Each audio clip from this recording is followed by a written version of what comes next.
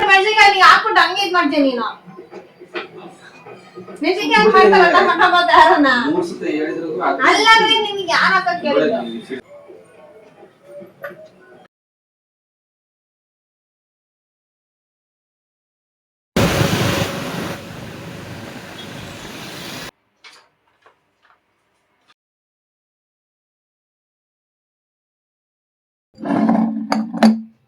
Hi welcome back to Anu Kannada YouTube channel. ಎಲ್ಲರೂ ಹೇಗಿದ್ದೀರಾ?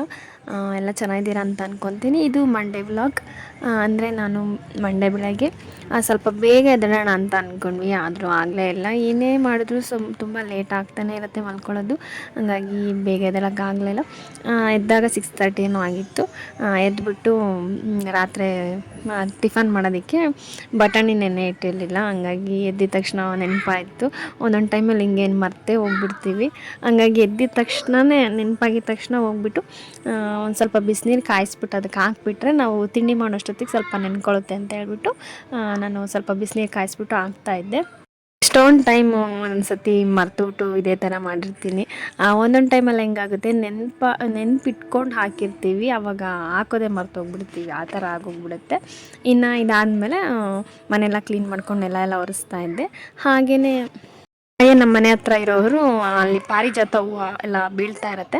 ಅದು ನೈಟ್ ಹೊತ್ತು ಅಳ್ಳಿಬಿಟ್ಟು ಬೆಳಗ್ಗೆ ಹೊತ್ತೆಲ್ಲ ಕೆಳಗಡೆ ಬೀಳುತ್ತೆ ಅಂತ ಹೇಳ್ತಾರಲ್ಲ, ಅದು ನಾನು ತೊಗೊಂಬರೋಣ ಅಂತ ಅನ್ಕೊತಾ ಇದ್ದೆ. ನನ್ನ ಮಕ್ಳು ಇರ್ತಾರೆ, ಆಂಟಿ ಹೋಗೋಕ್ಕಾಗಲ್ಲ ಅಂತ ನಾನು ಅವ್ರಿಗೆ ಒಂದು ಸತಿ ಹೇಳಿದ್ದೆ.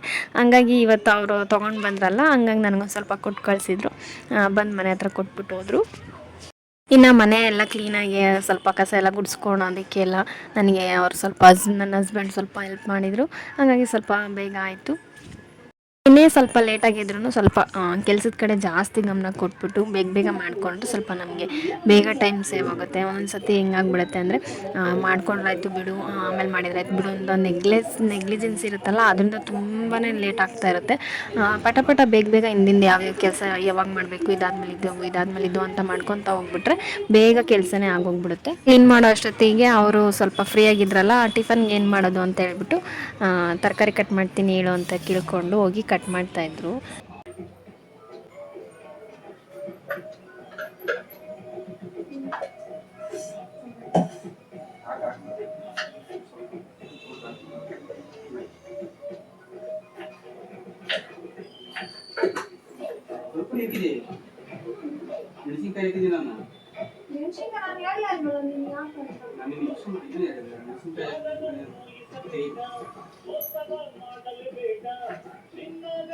ಮೆಣಸಿನಕಾಯಿ ಹಾಕಲ್ಲ, ಯಾರು ನಿನಗೆ ಹೇಳಿದ್ ಮೆಣಸಿನಕಾಯಿ ಹಾಕು ಅಂತ? ಈಗ ಹಾಕಿದ್ಮೇಲೆ ಹೇಳ್ತಿರೋದು ನೀನು ತಾನೆ, ನನ್ಗೆ ಕೇಳಿಸಲ್ಲ. ನಿನ್ನ ಈರುಳ್ಳಿ ಟೊಮಾಟೊ ಯಾಕೋ ಕೇಳಿದೆ ನೀನು? ಕೇಳಿಸ್ಕೊಂಡಿಲ್ಲ, ಗಮನ ಕೊಟ್ಟಿಲ್ಲ. ನಿನ್ಗೆ ಅಲ್ಲ, ನಾನು ಮೆಣಸಿನಕಾಯಿ ಹಾಕಿ ಕೇಳಿದ್ದೆ ನಿನಗೆ. ಹೌದು, ಅದ್ ಹೇಳ್ ಫಸ್ಟ್. ಅದಕ್ಕೆ ನಾನು ಹಾಕಿರಲ್ಲ ಬಿಡು ಅಂದ್ಕೊಂಡು ನೀನು ಏನು ಹೇಳಿದ್ರು ನೀನು ಕೇಳಿಸ್ಕೊಂತ ಆಗಿಲ್ಲ.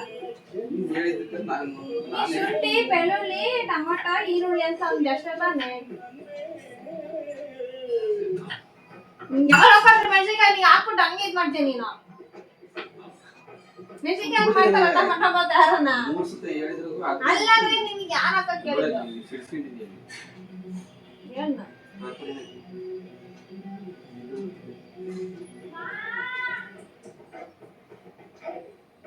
ಮೆಣಸಿನಕಾಯಿ ತೆಗಿತಾರೆ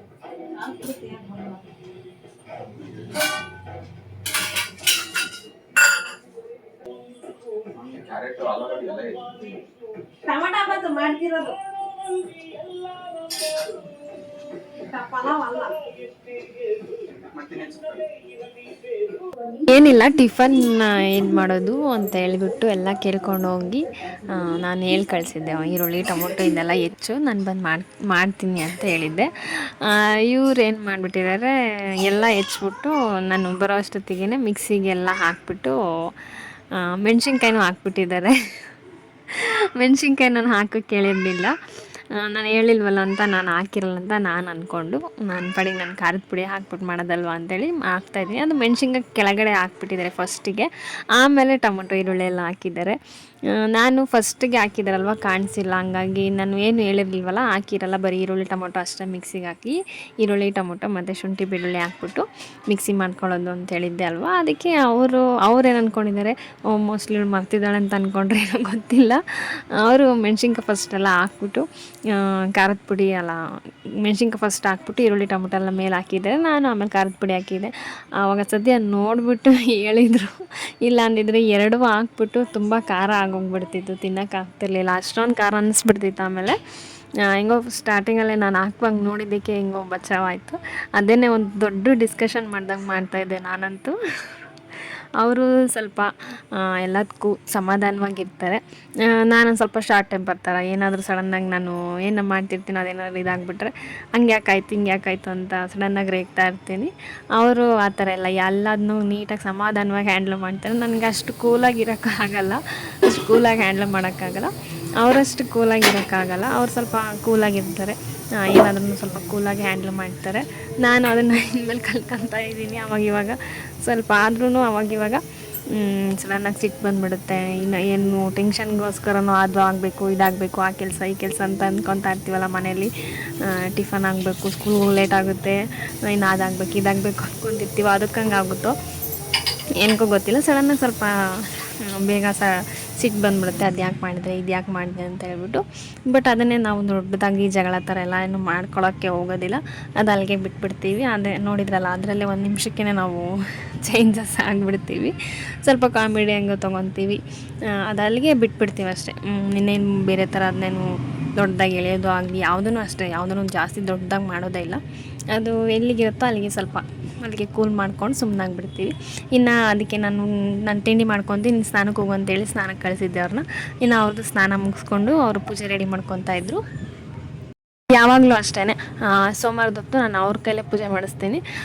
ಸೋಮವಾರ ಅಲ್ವಾ ನಮ್ಮದು ಮನೆ ದೇವ್ರದ್ದು ವಾರ ಇರುತ್ತೆ ಅಂತ ಹೇಳ್ಬಿಟ್ಟು ಯಾವಾಗಲೂ ನಾವು ಮಾಡ್ತಾ ಇರ್ತೀವಲ್ಲ, ಒಂದು ದಿವಸನಾದರೂ ಅವರೇ ಮಾಡಲಿ ಅಂತೇಳ್ಬಿಟ್ಟು ಸೋಮವಾರ ಮಾಡ್ತಿರ್ತೀವಿ. ಇಲ್ಲ ಬೇರೆ ದಿವಸದಲ್ಲಿ ಏನಾದರೂ ನನಗೆ ಅಡ್ಜಸ್ಟ್ ಆಗಲಿಲ್ಲ ಅಂತಂದರೆ, ಟೈಮ್ ಏನಾದರೂ ಆಗಲಿಲ್ಲ ಅಂತಂದರೆ, ಬೆಳಗ್ಗೆ ಹೊತ್ತು ಪೂಜೆ ಆಗಲಿ ಅಂತ ಹೇಳ್ಬಿಟ್ಟು ಬೆಳಗ್ಗೆ ಅವ್ರದ್ದೇನಾದರೂ ಸ್ವಲ್ಪ ಫ್ರೀಯಾಗಿದ್ದರು ಅಂತಂದರೆ ಆವಾಗ ಅವ್ರ ಕೈಲೇ ಮಾಡಿಸ್ತಾ ಇರ್ತೀನಿ. ಸೋಮವಾರದ ಹೊತ್ತು ಅವ್ರ ಕೈಲೇ ಮಾಡಿಸೋದು ಸ್ವಲ್ಪ ಜಾಸ್ತಿ. ಇನ್ನು ಅವ್ರದ್ದು ಸ್ನಾನ ಮುಗಿಸಿದ್ದಾದಮೇಲೆ ಇನ್ನು ಯಶ್ವಿಕನ ಎಬ್ಬರಿಸ್ಕೊಂಡು ಅವನಿಗೂ ಸ್ನಾನ ಮಾಡಿಸಿದೆ. ಅವನದು ಸ್ನಾನ ಎಲ್ಲ ಮುಗಿಸಿದ್ದಾಯಿತು. ನನಗೆ ಸ್ನಾನ ಎಲ್ಲ ಮುಗಿಸಿದ್ದಾದಮೇಲೆ ಅವನಿಗೂ ಅಪ್ಪನ ಜೊತೆ ಕಳಿಸ್ಬಿಟ್ಟು ವಿಭೂತಿ ಎಲ್ಲ ಹಚ್ಕೊಂಡು ದೇವರಿಗೆ ಪೂಜೆ ಮಾಡೋಕ್ಕೆ ಹೆಲ್ಪ್ ಮಾಡು ಅಂತ ಹೇಳ್ಬಿಟ್ಟು ಕಳಿಸಿದ್ವಿ. ಇನ್ನು ನಾನು ಸ್ನಾನಕ್ಕೆ ಹೋಗ್ಬಿಟ್ಟು ಮತ್ತು ಮಗಳನ್ನ ಎಬ್ಬರಿಸಿದ್ರೆ ಅವಳು ಇನ್ನೂ ಎದ್ದೇಳಲಿಲ್ಲ, ಹಂಗಾಗಿ ನಾವೆಲ್ಲ ಲಾಸ್ಟಲ್ಲಿ ರೆಡಿ ಆಗಿಬಿಟ್ಟು ಆಮೇಲೆ ಅವಳನ್ನ ಎಬ್ಬರಿಸಿದ್ರೆ ಆಯಿತು ಅಂತ ಹೇಳ್ಕೊಂಡು ಲಾಸ್ಟಲ್ಲಿ ಅವಳನ್ನ ಎಬ್ಬರಿಸಿದ್ವಿ. ಅಂದರೆ ನಾವು ಲಾಸ್ಟ್ ವೀಕ್ ಅಮಾವಾಸ್ಯೆ ಇತ್ತಲ್ವ ಸೋಮವಾರ, ಅವತ್ತೂ ಅಷ್ಟೇ ದೇವಸ್ಥಾನಕ್ಕೆ ಹೋಗಿದ್ವಿ, ಮಂಜುನಾಥ ಟೆಂಪಲ್ಗೆ. ಈ ವಾರನೂ ಅಷ್ಟೇ, ಈ ವಾರನೂ ಮಂಜುನಾಥ ಟೆಂಪಲ್ಗೆ ಹೋಗಿದ್ವಿ. ಲಾಸ್ಟ್ ವೀಕ್ ಹೋಗಿದ್ದಕ್ಕೇನೋ ಒಂಥರ ಪಾಸಿಟಿವ್ ಎನರ್ಜಿ ಫೀಲ್ ಅನ್ನಿಸ್ತಾ ಇತ್ತು. ವಾರ ವಾರ ಹೋಗೋಣ ಅಂತ ಅಂದ್ಕೊಂಡಿದ್ವಿ. ಇವಾಗ ಅಂತ ಏನಲ್ಲ, ಜಾಸ್ತಿ ಹಬ್ಬ ಇದ್ದಾಗ, ಏನಾದರೂ ಫಂಕ್ಷನ್ ಇದ್ದಾಗ, ಬರ್ತಡೇ ಇದ್ದಾಗ ಅವಾಗ ಮಾತ್ರ ಹೋಗ್ತೀವಿ ಅಂತ ಏನಲ್ಲ. ಯಾವಾಗಾದರೂ ನನಗೆ ಹೋಗಬೇಕು ಅಂತ ಅನಿಸಿದರೆ ಸಾಕು, ನಮ್ಮ ಮನೆ ಹತ್ರ ಇರೋ ದೇವಸ್ಥಾನಕ್ಕಾದರೂ ಹೋಗ್ಬಿಟ್ಟು ಒಂದು ಸ್ವಲ್ಪ ಹೊತ್ತು ದೇವರ ಹತ್ರ ಇದ್ದು ಕೂತ್ಕೊಂಡು ಏನಾದರೂ ಒಂಥರ ನೆಮ್ಮದಿ ಅನಿಸುತ್ತೆ. ದೇವಸ್ಥಾನದಲ್ಲಿ ಒಂದು 10 ನಿಮಿಷ ಟೈಮ್ ಸ್ಪೆಂಡ್ ಮಾಡಿದ್ರು ಎಷ್ಟೋ ರಿಲ್ಯಾಕ್ಸ್ ಆಗುತ್ತೆ. ಹಂಗಾಗಿ ನಾನು ಮನೆ ಹತ್ರ ಇರೋಂಥ ದೇವಸ್ಥಾನಕ್ಕೆ ಹೋಗ್ತೀನಿ. ಇನ್ನು ಇವ್ರನ್ನ ಕಾಯ್ಕೊಂಡು ಕೂತ್ಕೊಂಡ್ರೆ ಇವ್ರ ಕೆಲಸ ಅಂತ ಬ್ಯುಸಿಯಾಗಿರ್ತಾರೆ, ಆಗಲ್ಲ ಅಂತೇಳ್ಬಿಟ್ಟು ಮಕ್ಕಳನ್ನ ಕರ್ಕೊಂಡು ನಾನು ಮನೆ ಹತ್ರ ಇರೋ ದೇವಸ್ಥಾನಕ್ಕೆ ಹೋಗ್ತಾ ಇರ್ತೀನಿ. ಇನ್ನು ಮಕ್ಕಳನ್ನ ಮ್ಯಾನೇಜ್ ಮಾಡೋಕ್ಕಾಗಲ್ಲ, ಸ್ವಲ್ಪ ಪರವಾಗಿಲ್ಲ ಅಂದ್ಕೊಂಡು ಮಕ್ಕಳಿಗೂ ಸ್ವಲ್ಪ ಹೊರಗಡೆ ಹೋಗಿ ಬಂದರೆ ಅವ್ರಿಗೂ ಸ್ವಲ್ಪ ಚೇಂಜಸ್ ಅನಿಸುತ್ತೆ ಅಂತ ಹೇಳ್ಬಿಟ್ಟು ಕರ್ಕೊಂಡು ಹೋಗ್ತಾ ಇರ್ತೀನಿ ಮನೆ ಹತ್ರ ಇರೋ ದೇವಸ್ಥಾನಕ್ಕೆ. ಇನ್ನು ಸ್ವಲ್ಪ ದೂರ ಆಗುತ್ತಲ್ವ ಇದು ನಮಗೆ ದೇವಸ್ಥಾನ ಅಂತ ಹೇಳ್ಬಿಟ್ಟು ವಾರಕ್ಕೆ ಒಂದ್ಸತಿ ಸೋಮವಾರ ಹೊತ್ತು ಬೇಗ ಎಲ್ಲ ರೆಡಿ ಮಾಡ್ಕೊಂಡು ಹೋಗೋಣ ಅಂತ ಹೇಳ್ಬಿಟ್ಟು ಅಂದ್ಕೊಂಡು ಹೋಗ್ತಾ ಇರೋದು ಇವಾಗ.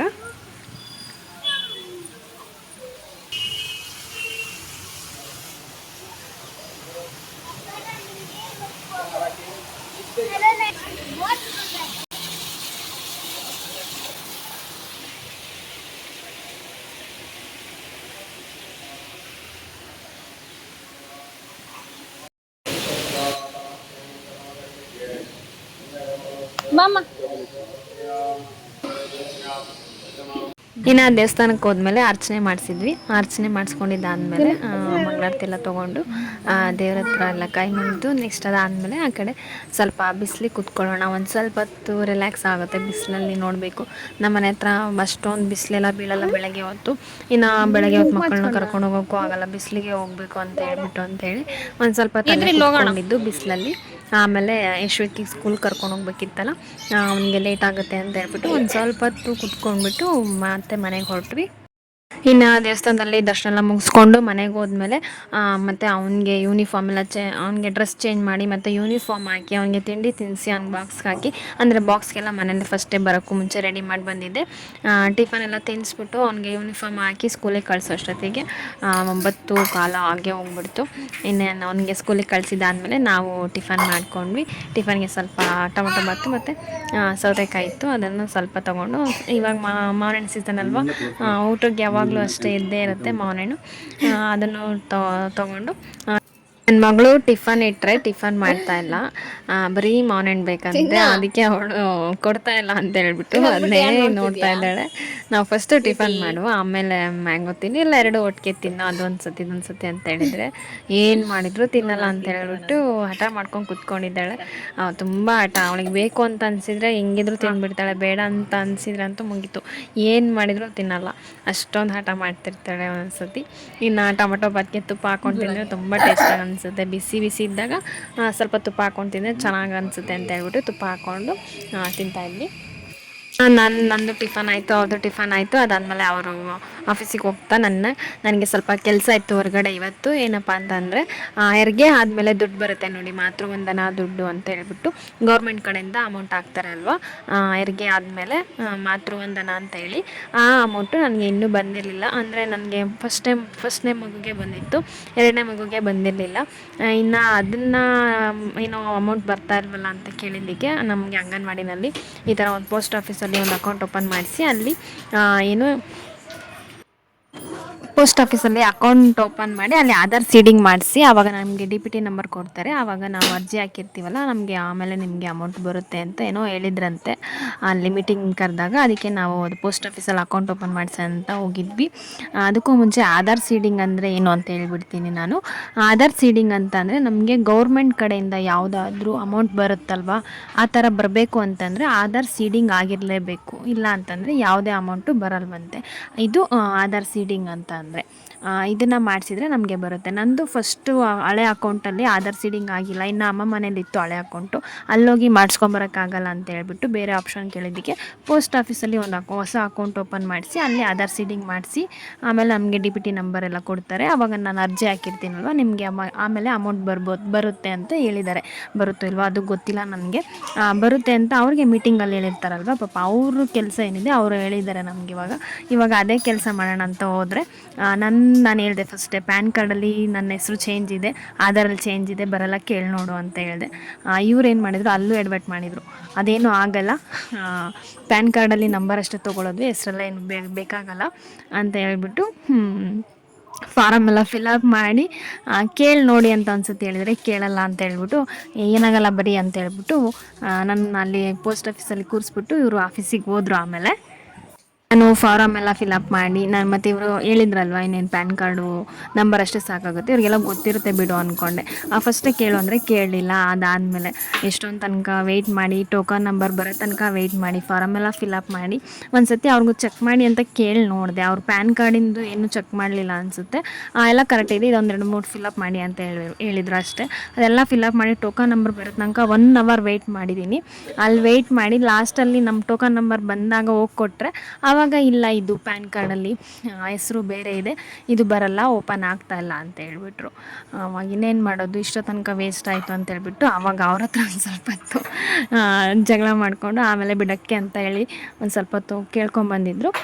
ಇವತ್ತು 2 ಕೆಲಸ ಎಡ್ವರ್ಟ್ ಮಾಡಿದ್ದಾರೆ. ನಾನು ಹೇಳಿದ್ದನ್ನು ಮಾಡಿದ್ದಿದ್ರೆ ಆಗೋಗ್ತಾ ಇತ್ತು. ಬೆಳಗ್ಗೆನೂ ಹಂಗೆ ಆಯಿತು, ಮಧ್ಯಾಹ್ನನೂ ಹೀಗೆ ಆಯಿತು. ಸೊ ಇದಿಷ್ಟು ಇವತ್ತಿನ ವೀಡಿಯೋ.